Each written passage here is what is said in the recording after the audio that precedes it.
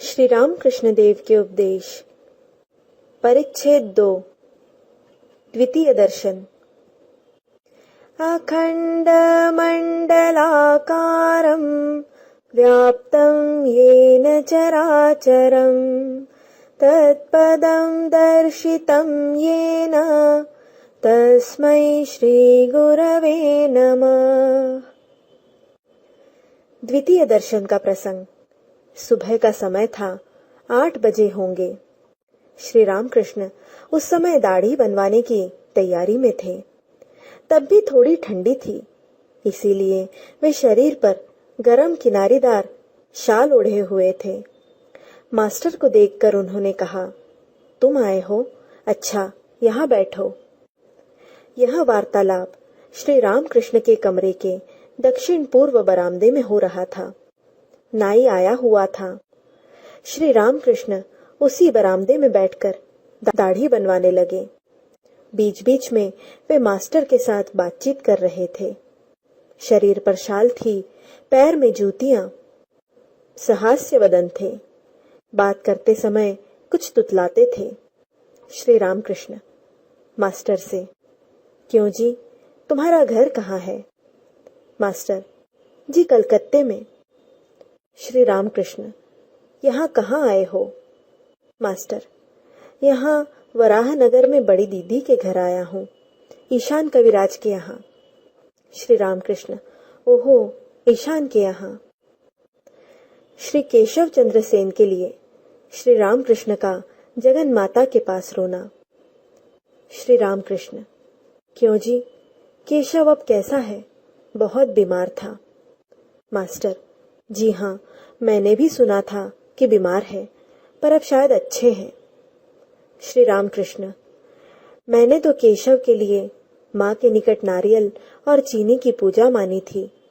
रात को जब नींद उचट जाती थी, तब माँ के पास रोता और कहता था, माँ, केशव की बीमारी अच्छी कर दो। केशव अगर न रहा तो मैं कलकत्ते जाकर बातचीत किससे करूंगा? इसी से तो नारियल चीनी मानी थी। क्यों जी, क्या कोई कुक साहब आया है? सुना वह लेक्चर देता है। मुझे केशव जहाज पर चढ़ाकर ले गया था। कुक साहब भी साथ था।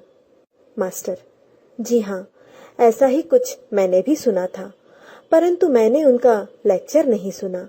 उनके विषय में ज्यादा कुछ मैं नहीं जानता। गृहस्थ तथा पिता का कर्तव्य। श्री रामकृष्ण, प्रताप का भाई आया था, कुछ दिन यहाँ रहा। काम काज कुछ है नहीं, कहता है मैं यहाँ रहूंगा। सुनते हैं जोरू जाता सबको ससुराल भेज दिया है। कच्चे बच्चे कई हैं। मैंने खूब डांटा, भला देखो तो, लड़के बच्चे हुए हैं, उनकी देख रेख, उनका पाल पोष तुम न करोगे तो क्या कोई गांव वाला करेगा? शर्म नहीं आती? बीवी बच्चों को ससुर के यहाँ रख दिया है, उन्हें कोई और पाल रहा है। बहुत डांटा और कामकाज खोज लेने को कहा, तब यहाँ से गया। अज्ञानतिमिरान्धस्य ज्ञानाञ्जनशलाकया चक्षुरुन्मीलितं येन तस्मै श्री गुरवे नमः। मास्टर का तिरस्कार तथा उनका अहंकार चूर्ण करना। श्री रामकृष्ण मास्टर से, क्या तुम्हारा विवाह हो गया है? मास्टर, जी हाँ। श्री रामकृष्ण चौंक कर, अरे रामलाल, अरे अपना विवाह तो इसने कर डाला। रामलाल श्री रामकृष्ण के भतीजे और काली जी के पुजारी हैं। मास्टर घोर अपराधी जैसे सिर नीचा किए चुपचाप बैठे रहे। सोचने लगे, विवाह करना क्या इतना बड़ा अपराध है? श्री रामकृष्ण ने फिर पूछा, क्या तुम्हारे लड़के बच्चे भी हैं? मास्टर का कलेजा कांप उठा। डरते हुए बोले, जी हाँ, लड़के बच्चे हुए हैं। श्री रामकृष्ण ने फिर दुख के साथ कहा, अरे लड़के भी हो गए। इस तरह तिरस्कृत होकर मास्टर चुपचाप बैठे रहे। उनका अहंकार चूर्ण होने लगा। कुछ देर बाद श्री रामकृष्ण सस्नेह कहने लगे, देखो तुम्हारे लक्षण अच्छे हैं। यह सब मैं किसी के कपाल, आंखें आदि को देखते ही जान लेता हूँ। अच्छा, तुम्हारी स्त्री कैसी है? विद्या शक्ति है या अविद्या शक्ति? मास्टर जी अच्छी है पर अज्ञान है। श्री रामकृष्ण अप्रसन्न होकर, और तुम ज्ञानी हो? मास्टर नहीं जानते ज्ञान किसे कहते हैं और अज्ञान किसे। अभी तो उनकी धारणा यही है कि कोई लिख पढ़ ले तो मानो ज्ञानी हो गया।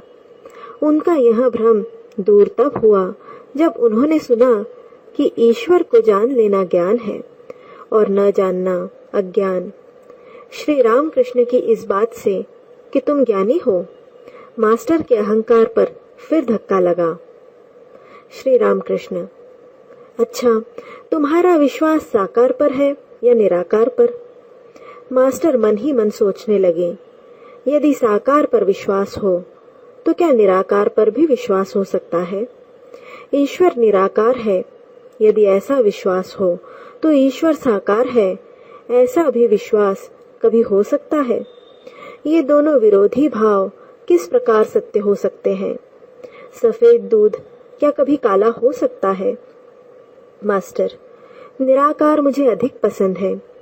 श्री रामकृष्ण, अच्छी बात है, किसी एक पर विश्वास रखने से काम हो जाएगा। निराकार पर विश्वास करते हो, अच्छा है, पर यह न कहना कि यही सत्य है और सब झूठ। यह समझना कि निराकार भी सत्य है और साकार भी सत्य है। जिस पर तुम्हारा विश्वास हो उसी को पकड़े रहो। दोनों सत्य है, यह सुनकर मास्टर चकित हो गए। यह बात उनके किताबी ज्ञान में तो थी ही नहीं। तीसरी बार धक्का खाकर उनका अहंकार चूर्ण हुआ, पर अभी कुछ रह गया था, इसलिए वे फिर तर्क करने को आगे बढ़े। मास्टर, अच्छा, वे साकार हैं, यह विश्वास मानो हुआ, पर मिट्टी की या पत्थर की मूर्ति तो वे है नहीं। श्री रामकृष्ण, मिट्टी की मूर्ति वे क्यों होने लगे? पत्थर या मिट्टी नहीं, चिन्मयी मूर्ति। चिन्मयी मूर्ति, यह बात मास्टर न समझ सके। उन्होंने कहा, अच्छा, जो मिट्टी की मूर्ति पूजते हैं उन्हें समझाना भी तो चाहिए कि मिट्टी की मूर्ति ईश्वर नहीं है और मूर्ति के सामने ईश्वर की ही पूजा करना ठीक है, किंतु मूर्ति की नहीं। श्री रामकृष्ण अप्रसन्न होकर, तुम्हारे कलकत्ते के आदमियों में यही एक धुन सवार है, सिर्फ लेक्चर देना और दूसरों को समझाना। अपने को कौन समझाए इसका ठिकाना नहीं। अजी समझाने वाले तुम हो कौन? जिनका संसार है वे समझाएंगे।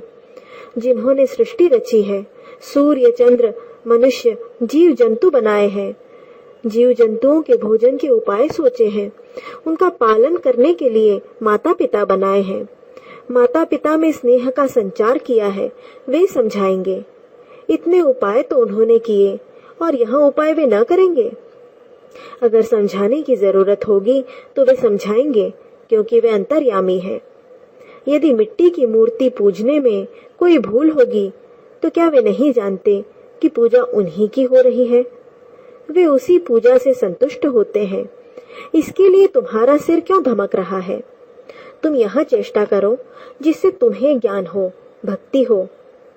अब शायद मास्टर का अहंकार बिल्कुल चूर्ण हो गया। वे सोचने लगे, ये जो कह रहे हैं वह ठीक ही तो है, मुझे दूसरों को समझाने की क्या जरूरत? क्या मैंने ईश्वर को जान लिया है या मुझ में उनके प्रति विशुद्ध भक्ति उत्पन्न हुई है? स्वयं के सोने के लिए जगह नहीं है और लोगों को न्योता दे रहे हैं। स्वयं को कुछ ज्ञान नहीं, अनुभव नहीं और दूसरों को समझाने चले हैं। वास्तव में कितनी लज्जा की बात है, कितनी हीन बुद्धि का काम है। क्या यह गणित, इतिहास या साहित्य है कि दूसरों को समझा दे? यह ईश्वरीय ज्ञान है। ये जो बातें कह रहे हैं वे कैसे हृदय को स्पर्श कर रही हैं। श्री रामकृष्ण के साथ मास्टर का यही प्रथम और यही अंतिम तर्कवाद था। श्री रामकृष्ण, तुम मिट्टी की मूर्ति की पूजा की बात कहते थे। यदि मिट्टी ही की हो तो भी उस पूजा की जरूरत है। देखो, सब प्रकार की पूजाओं की योजना ईश्वर ने ही की है। जिनका यह संसार है उन्होंने ही यह सब किया है। जो जैसा अधिकारी है उसके लिए वैसा ही अनुष्ठान ईश्वर ने किया है। लड़के को जो भोजन रुचता है और जो उसे सह्य है वही भोजन उसके लिए माँ पकाती है। समझे मास्टर? जी हाँ।